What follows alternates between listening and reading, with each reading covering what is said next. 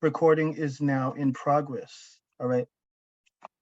Danette Gress is a qualified New York State board certified registered nurse experienced in delivering high quality care to patients in the Rochester community, spending 8 years working as an inpatient nurse at UR Medicine, that is Strong Memorial Hospital, and leading the service in implementing an evidence-based practice initiative to prevent medication errors. Most recently, she specialized in the care of hospitalized patients with COVID-19 on an acute care unit during the pandemic. Currently, she is employed as a registered nurse at UR Medicine Outpatient Urgent Care full-time while completing a master's degree part-time to become a family nurse practitioner. All right, Nurse Gress, the floor is all yours. Are you pinned? Thank you, Jonathan, for the introduction. Can everyone hear me? Yep. I see some thumbs up. Yeah, great. Thank you. I'm going to, thumbs up, perfect. So let me know if you hear any background noise. Just like you, I'm at home. So nice of everyone to be able to be home today. I'm going to share my screen. Let's see.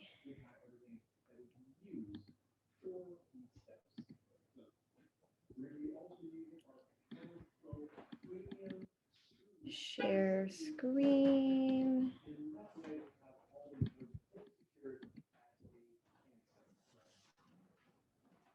I am going to say later and all right, let's see if this works.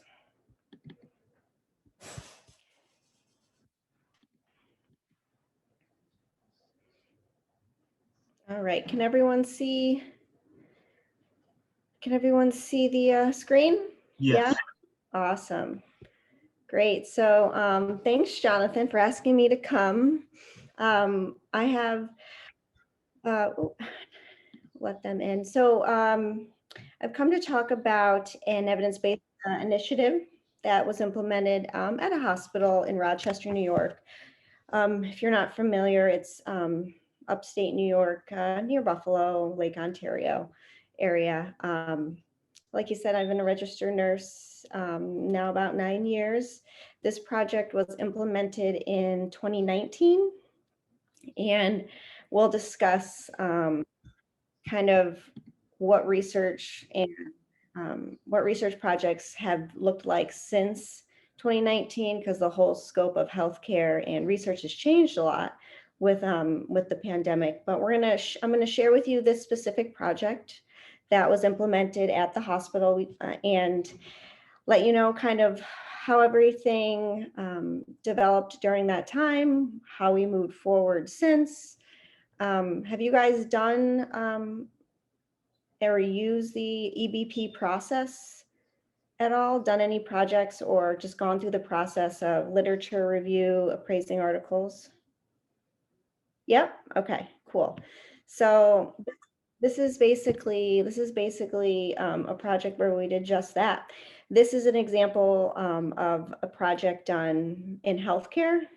This specific project is nurse-driven. Evidence-based projects can be outpatient, inpatient, physician-driven. This one just happens to be a nurse-driven implementation. So if you haven't got to see one, we'll show you the ropes. So let me move forward. So like I said, University of Rochester Medical Center is where we implemented this project. Our mission, vision, and philosophy is listed here. But one of the high points is we want to not only provide high reliability care, but also evidence-based practice and the most up-to-date, best care we can provide. And we all know that the world of healthcare changes so quickly that you have to follow the evidence, and it changes every day. Everyone publishes research articles daily, weekly, journals. There's a reason they can publish a journal weekly, monthly. It's because there's so much research, so much information coming in that they're able to do that. So a big part of most medical centers, but especially the University of Rochester, is supporting evidence-based research. So these are the clinical inquiries that led to the project. How can we prevent high-risk medication infusion errors on medical surgical units at Strong Memorial Hospital?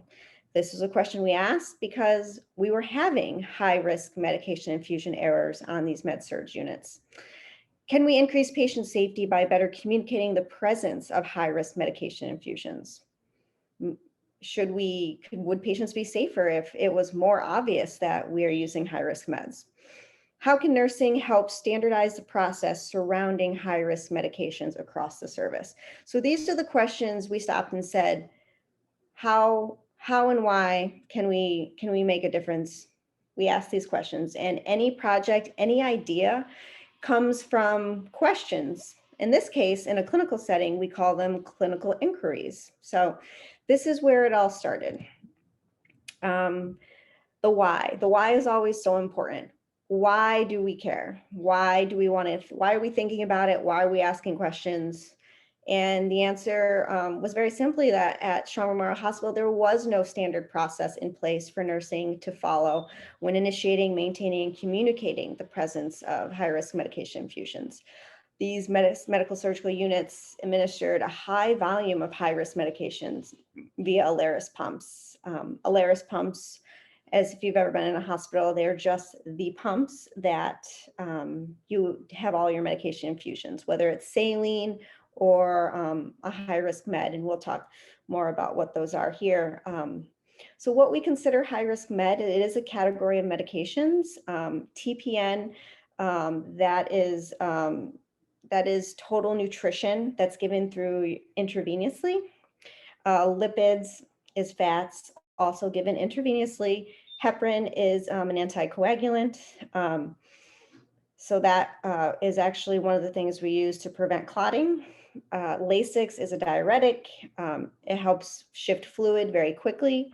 Octiotride, morphine, calcium. You don't really specifically have to know all of these. Obviously, hydromorphone, some of these you recognize. And things like morphine, you probably are familiar with. That's a very strong narcotic. You can overdose on ibuprofen and get a GI bleed. You overdose on morphine, you stop breathing. So that's why we call these high-risk medications, because errors made with these medications can have serious, if not fatal, consequences for patients. So that's the why. So why does it matter? Medication errors with these drugs kill patients. That was the big why. Why does it matter? So the next question was, well, what do? We have high-risk medications in hospitals. We have errors using these medications. What do we do about it? So what kind of led to this discussion was the hospital collects data on medication errors. All hospitals do. Most are reportable. Any events that lead to patient harm are all reported. In 2017 and 2018, my hospital had 3 medication errors on med-surg units each year. So this isn't even the number of high-risk medication errors in the entire hospital. This is specifically on medical surgical units, which is where I worked. So knowing that there was 3 a year, 3 in 2017 and then 3 in 2018, that tells us for 2 straight years, we had an error with a high-risk medication once every 4 months. And when errors with these medications could cause lethal consequences, that's huge. And when you see it on paper, you realize this is kind of a big deal. The last bullet point says 1 error occurred on 63600. That was the unit I worked on. So not only was this happening on our service, there was, I believe, 12 medical surgical units. If you're not familiar with University of Rochester, we have probably a 900 bed hospital. So it's a very big institution. And one of these errors happened each year on my unit. So not only were they happening on the service, they were happening in my place of work. So this is the reason, this was kind of the catalyst to what are we going to do about it? Because like any evidence-based research project, it all comes from something's wrong and what do we do to fix it? And you go to the literature, you go to the research and find out what does the evidence say. So as a consequence, we decided to use EBP, to use that process to help us develop a plan to do something, to decrease or possibly eliminate these medication errors. So the Nursing Clinical Practice Council was one of the groups that got together and said, we need to formulate a plan. We used the EVP process, and based on that, we found recommendations for clinical practice changes, and they were presented to the Hospital Patient Safety Committee. Each unit in the service has a head of safety nurse. I happen to be the safety nurse for my unit. It was presented to our group, and we agreed to implement it. We said, okay, if that's what the research says, let's do it. So the initiative basically came that way. The EVP process was done by the council. They brought it to the safety nurses. The safety nurses, which had a representative on each unit, said, yep, let's do it. The initiative needed support from the service directors and unit leadership. When you have 12 different units that are going to educate their nurses on doing something new they've never done before, you really got to get the support and the buy-in from the higher ups. So the associate director of medical surgical nursing agreed, let's do it. The nurse managers agreed, and the train started rolling. So I'm kind of going to go through what the project looked like, so you can kind of see what it looked like. And then we'll talk about the EVP process that we did to get to what are the clinical practice changes that we're going to implement to decrease these medication errors that have been happening. So as you're familiar with the EVP process, basically that's what we did. We came up with the clinical question. You formulate a PICO question to do your search. You search the evidence. You critically appraise the evidence. Sometimes that is the most challenging part.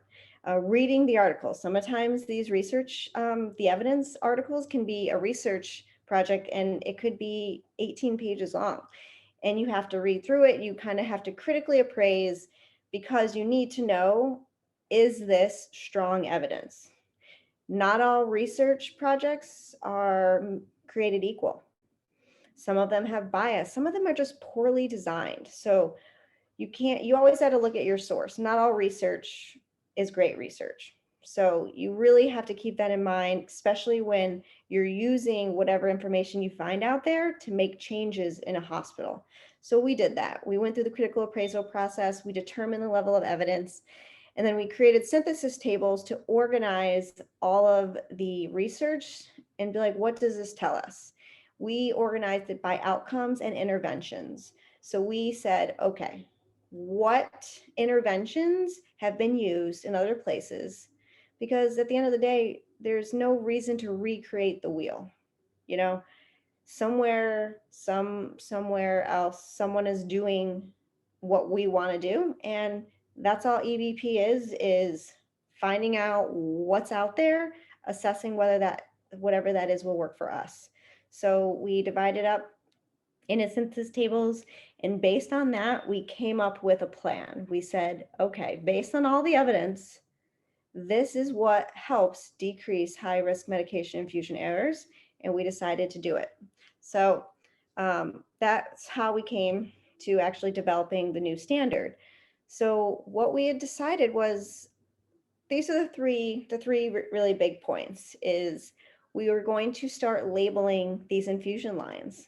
If someone has an infusion of insulin or morphine or heparin, we just thought, why don't we make it more obvious that this is infusion? Because at the current practice, you could have morphine going through an infusion line and it looks identical as if normal saline, which is salt water, is going through an infusion line. We just thought this is kind of a no-brainer. Why don't we distinguish our high-risk meds? So that was our first step one, label it. Very simple. Staff to perform a dual sign check in the EMR, that's the electric MAR, the electric medical record, during shift changes and bedside report. If you're familiar with a hospital, had anyone in the hospital before, shift changes are important times in the hospital. It's when the delivery of care of one patient is passed from one nurse to the next. Like any transition of care, transition of information, things could be lost, things could fall through the cracks. And we just decided this is a time where we need to say, we have a high risk medication infusion.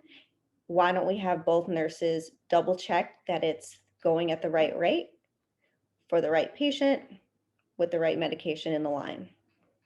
Simple as that.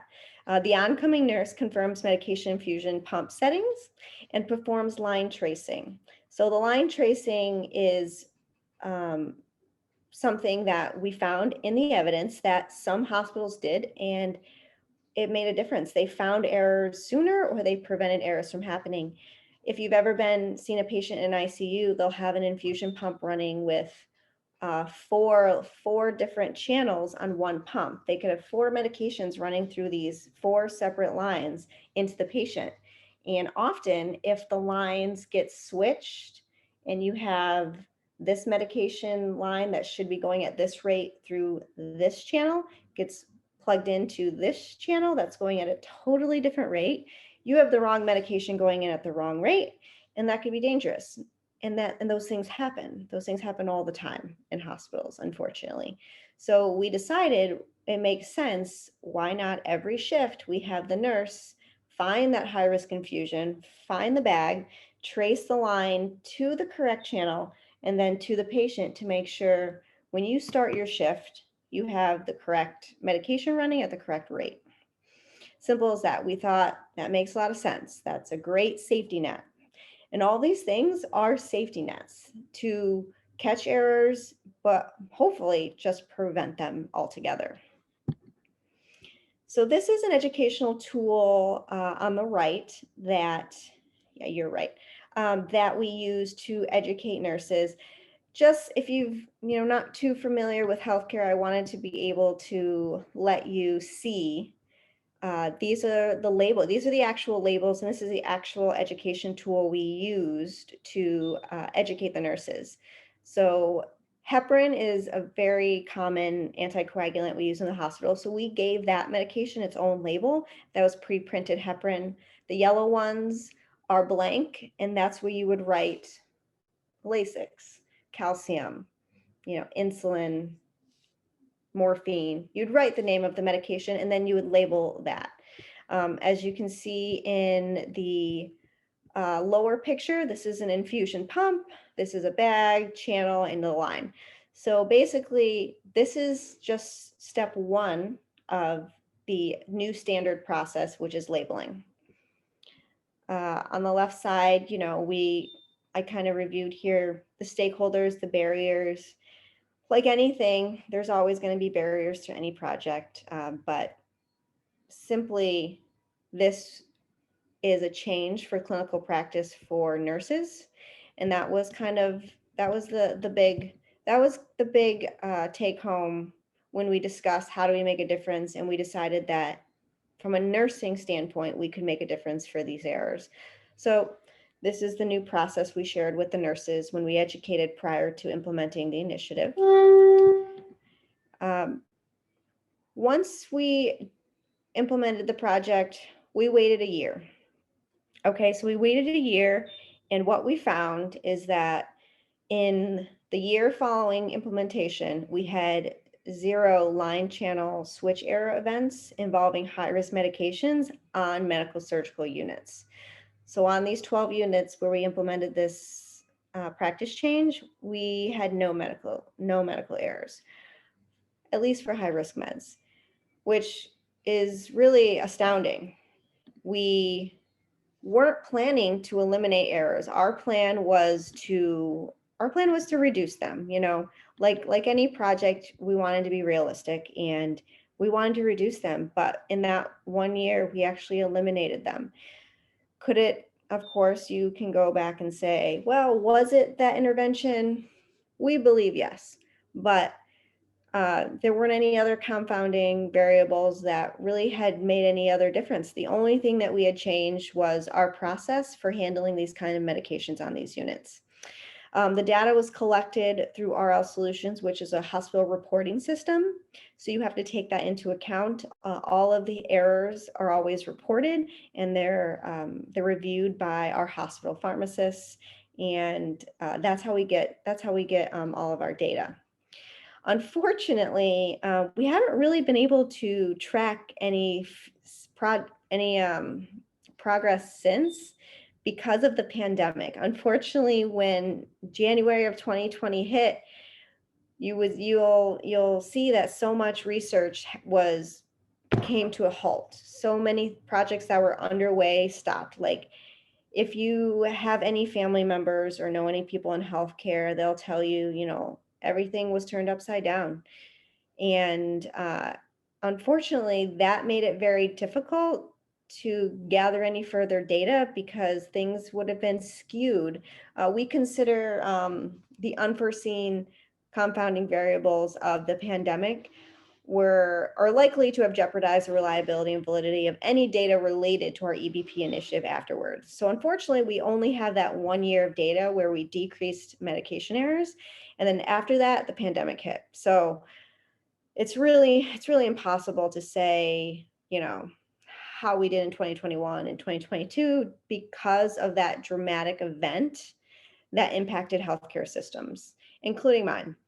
So our data is only 1 year post implementation, and that 1 year we had zero errors, and unfortunately we really haven't been able to gather more since then. But the outcomes were good. So once you complete an EBP project like this, you'll see here, this is, I know it's a busy slide. It's not meant to be a slide. This is a poster that I created to disseminate the information.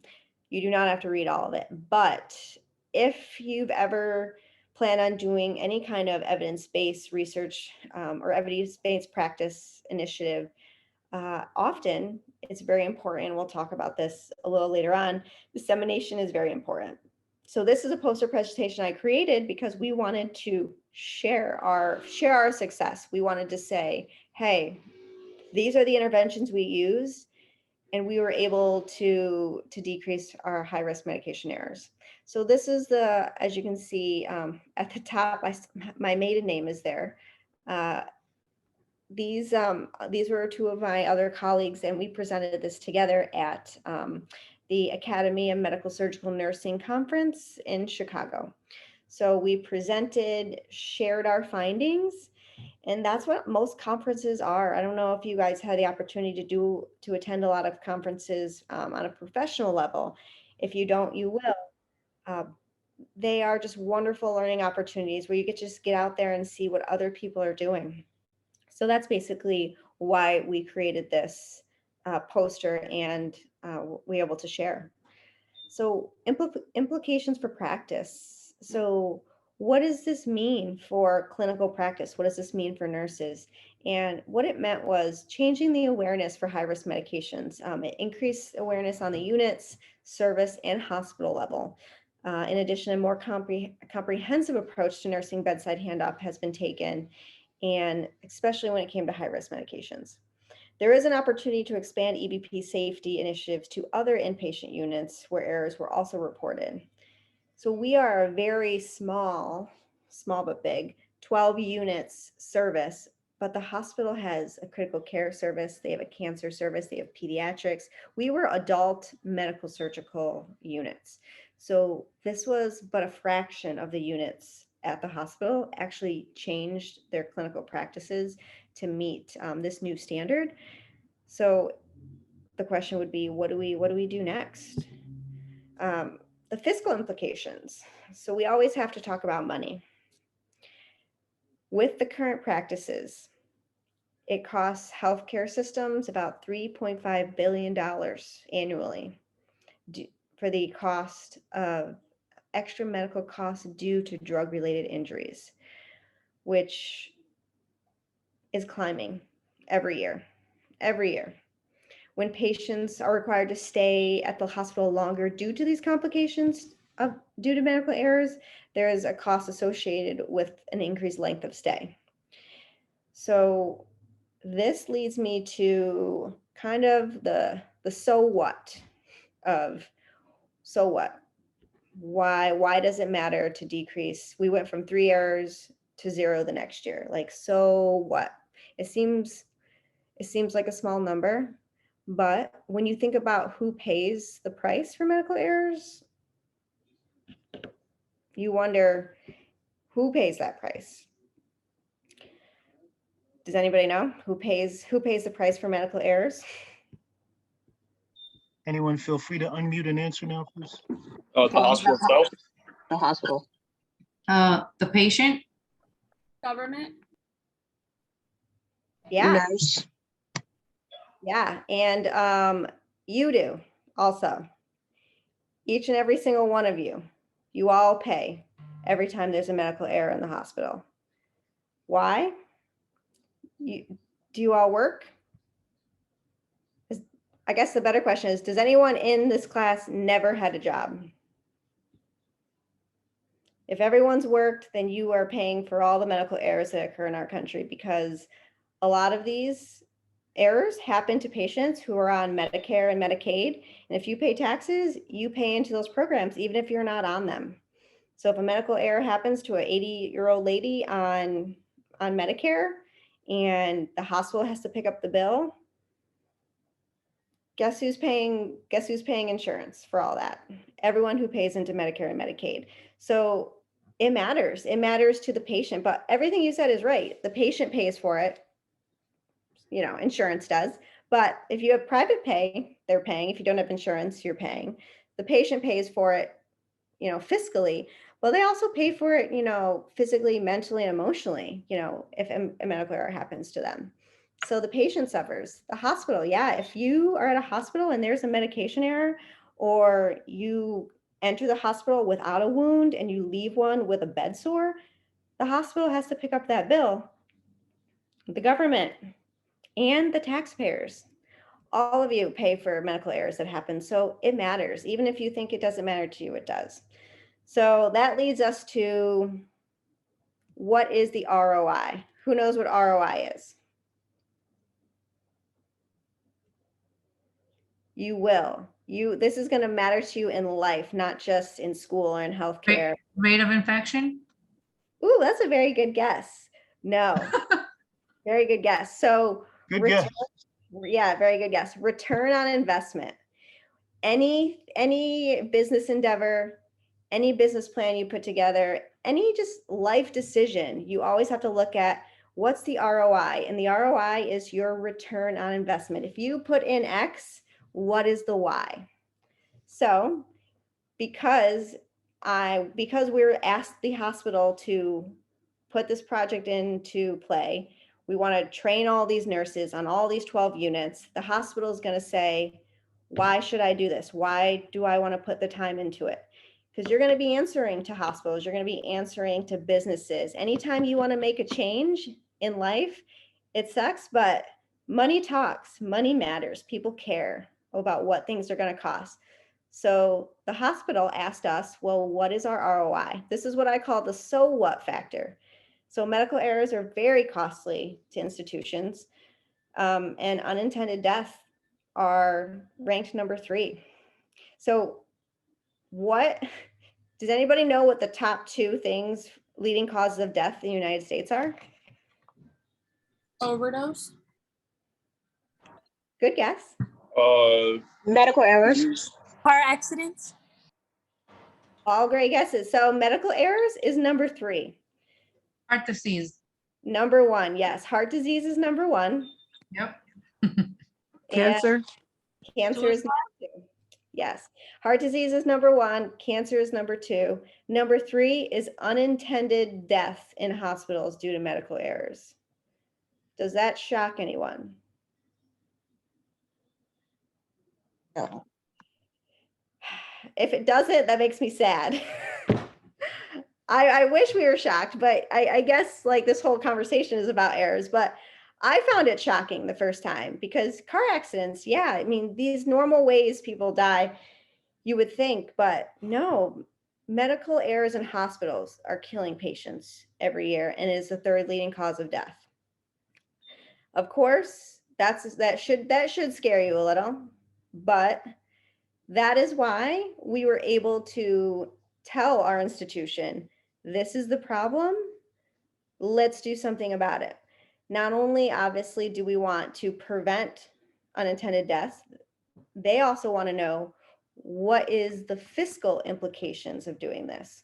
So we told them, if it costs $3.5 billion annually due to extra length of stay, due to extra cost, due to complications for medical errors, how about we decrease medical errors?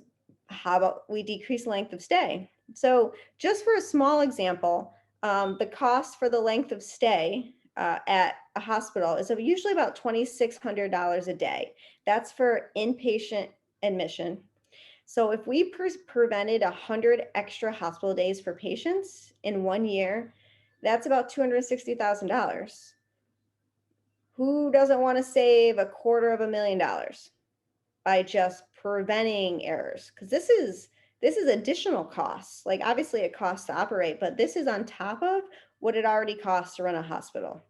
And hospitals are supposed to be making money, and a lot of them are losing money due to these medical errors. So that was kind of our return on investment. We're like, if we stop making medical errors, we can save the hospital money.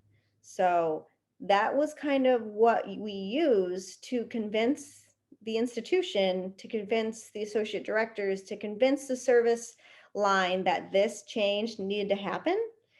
And of course, the bonus, what we get as a return is we save lives, we improve patient outcomes.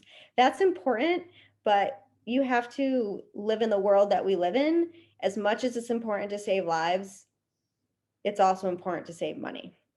So if you can find a way to do both, then you can find the backing to push any initiative through. If you find a way to save someone, company, whether it be a company, a healthcare system, a hospital, if you find them a way to save money, they will get on board and they will back you.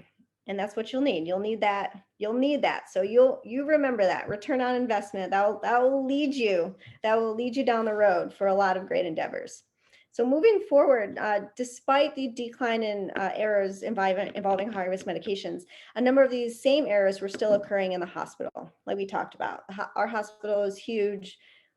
These errors were still happening in the cancer center. They're still happening in critical care.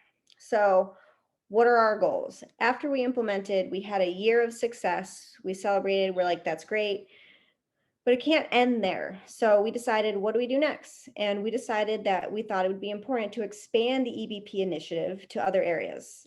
We decided 19200, which is an inpatient psych unit, that we would start there. We would expand to the cancer center, the Golisano's Children's Hospital, and the critical care service.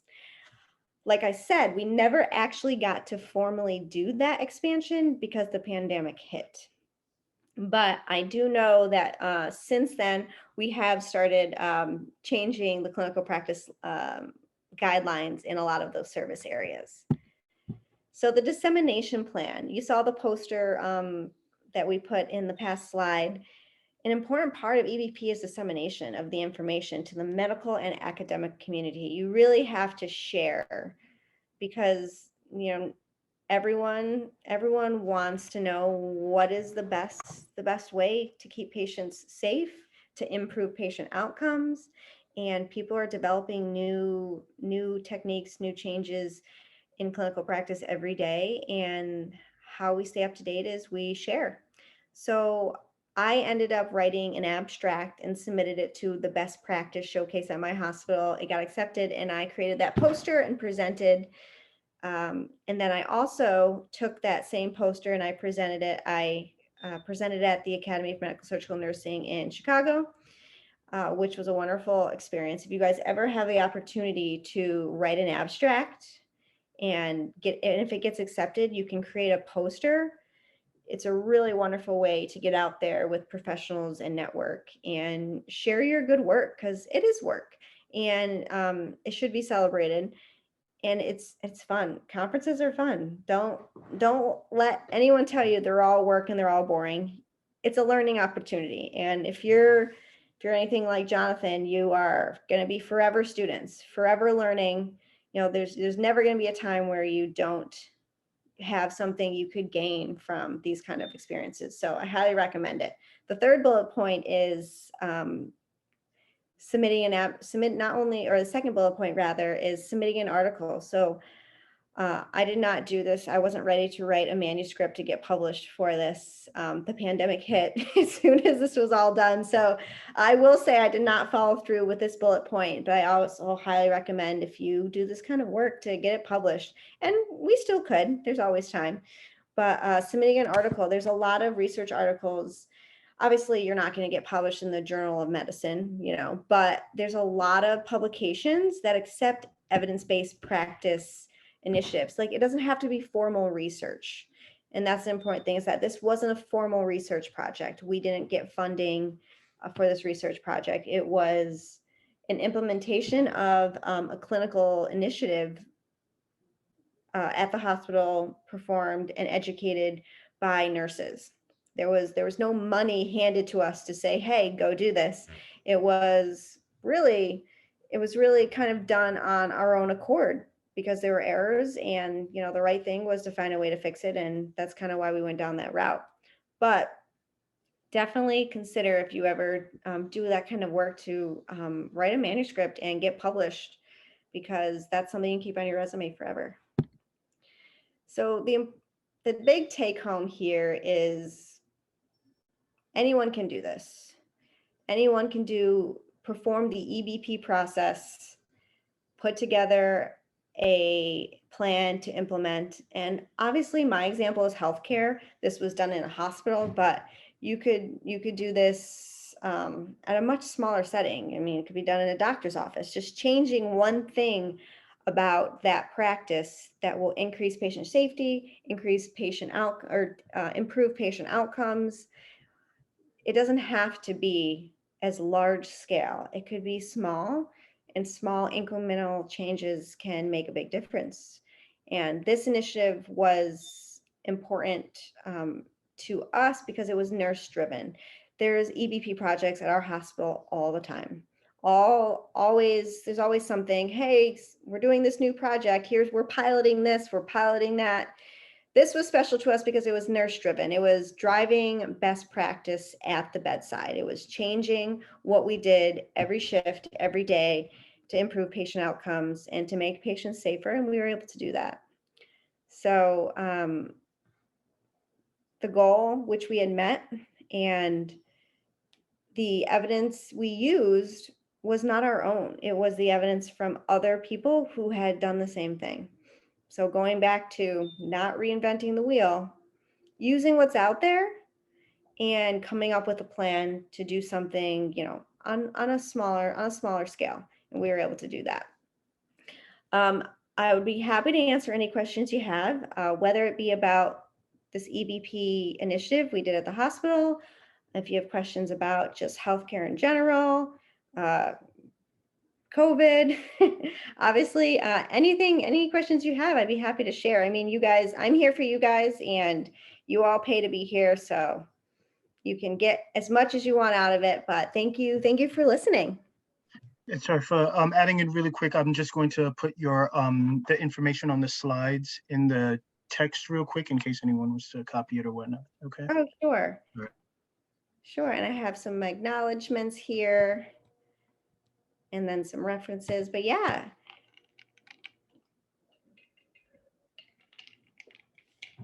If you don't have questions, any comments, anything anything surprising to you, or anything you actually like knew about?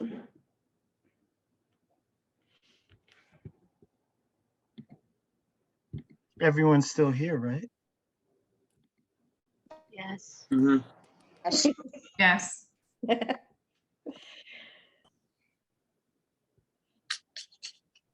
Sure, I'll break the ice then. You mentioned that a lot of procedures have changed since COVID-19. Can you give an example of that, please? Sure. We wear masks 24/7. Okay. And I just wonder when, when that's going to go away. But yeah, prior to COVID, I don't know, I live in New York. I'm not sure how it is in Jersey and other, I know down south it's obviously different, but in our hospitals currently, you wear a mask when you walk in the door and you take it off when you walk.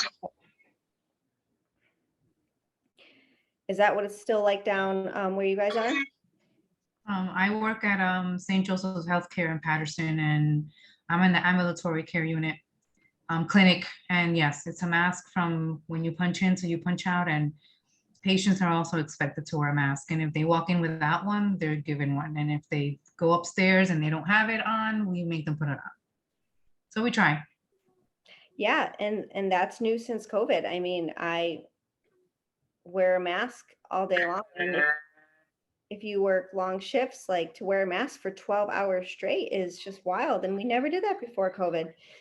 So that's the big one that pops up to me. But in addition, I mean, there's still some offices that you call that you can't even walk into. You can't even walk into the lobby. You have to call and they have to like tell you, okay, it's safe to come in now.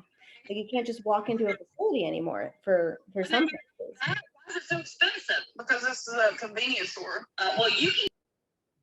But yeah, so a lot's changed in not only what healthcare workers have to do, masking and whatnot, but in addition, just even providers, patients, the whole landscape is different. The next kind of big difference since COVID happened is telehealth has absolutely exploded. I think this needed to happen. I think it's a wonderful thing. I think a lot of people needed telehealth. There's a lot of populations of people, the elderly, the handicapped who can't get into appointments, and now they have the ability to zoom into an appointment and they get to talk to their cardiologist once a month if they need to, whereas it was so hard to get into that office. But now telehealth has opened that door to those special populations so that they can get better care and follow up with their care and stay in better contact with the health professionals. And I think that's one of the good things that came out of the pandemic, I guess. But we use telehealth way more than we ever did prior to. So I would say that would be one of the big ticket items I would say has changed drastically since the pandemic.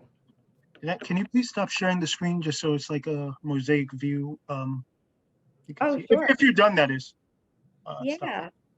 Okay. Let me do that. There should be a stop share option. I think it's at the top. Oh, I see. Okay. Okay, did it work? No, it's still showing the screen. Let me try something. Oh, Okay, there we go. Much better. All right. Yeah, excellent presentation. This was definitely very interesting. What I wanted to say, I know you made mention of something that I found somewhat interesting. You said that the number of errors plummeted. Well, they became non-existent, and it could have been by coincidence, but there were no other variables involved. I'm paraphrasing. You said something to that nature.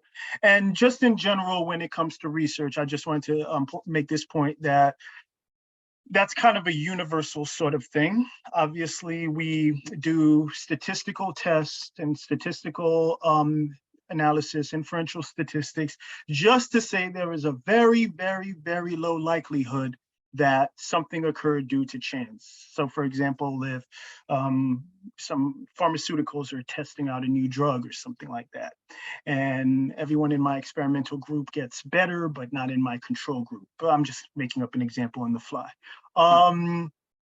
Technically, it's possible that everyone in the experimental group just happened to get better just by pure dumb luck, okay? Statistically, very, very, very, very, very, very unlikely, right? But then again, people win the lottery, which is statistically unlikely, like getting struck by lightning twice. So just something to bring up as it pertains to research and things like that in general, okay? Of course, as humans, though, we could think, okay, this is likely the reason that this occurred, but just talking from a statistical perspective. All right, I hope I made sense there. Anyone else have any other questions? Uh, well, do you have a question, Paul, or you're just adjusting your camera? No, I was just adjusting my camera, sorry. Okay, no worries. Let me see. One more question for you, nurse. What do you think is the importance of APA style, you know, in terms of what you do? Yeah, APA format, when it comes to writing, it is most commonly used in academic literature. So if you are reading any academic literature, especially in healthcare, whether it be a nursing journal, like the Journal of Medicine, you will find most things are written in APA format. So it's good to be familiar with using it, because when you're reading research or just any literature, you'll see the APA format and you'll realize what's being cited, and it's nice because if you understand how it works, then you can see where to follow up to get more information. Because sometimes one fact will just stick out to you and that they will cite it, and then you could take that citation and find the source and then read the whole entire source where that one piece of information was pulled from. So knowing how to use it and read it, I mean, it's never going to be obsolete. APA format changes year to year, so they update it and change it, but it will always be used most likely with academic papers and any scholarly writing. So if you decide down the road you want to be published or you want to do your own scholarly writing, getting good with APA is going to be very important for you and make life a little easier. Absolutely. I think I said something almost identical last week in terms of finding a bit of information, probably wanting to read more about it in context and knowing how to go down in APA stuff. Yeah, outside of this, even in even casually speaking, because I wrote a book that was just a personal one, but it was packed with information as well. And APA format was definitely vital in citing sources if I make a claim about something, able to back it up and whatnot. So that's definitely important as well. Yeah, and I could say you're not going to find APA in Cosmo, and there's a reason for that. That you can trust sources that have APA because they cite their sources. Cosmopolitan might not have any sources cited within because they're not getting their information from scholarly sources usually. So reading something that's cited in this format should also make you feel better about the source. And I always encourage people to go straight to the source. When you read something, don't take it at face value. Find out the source it came from and follow the source and find out if it really is reliable information. And you can feel better about anything you find in APA, of course. Yeah, I said something essentially identical last week when I was saying, look, even Wikipedia, you can find some primary sources there. I'm not one of those professors like, don't use Wikipedia, right? So, even when you're looking at secondary sources, you want to make sure you go to the primary source where the information originally came from, okay? I feel like we're having a conversation here, Danette. Does anybody else have anything else to say, add, questions, anything like that? Or if anything comes to you. Well, thanks for having me, and thanks everyone for listening. All right. Been a pleasure. Thanks for speaking. Thank you for your time. Thank Everyone you. else, please stay on. A few things to discuss, okay? Thank you very much. You're welcome. Have a great night. You guys take care. Let me stop the recording now.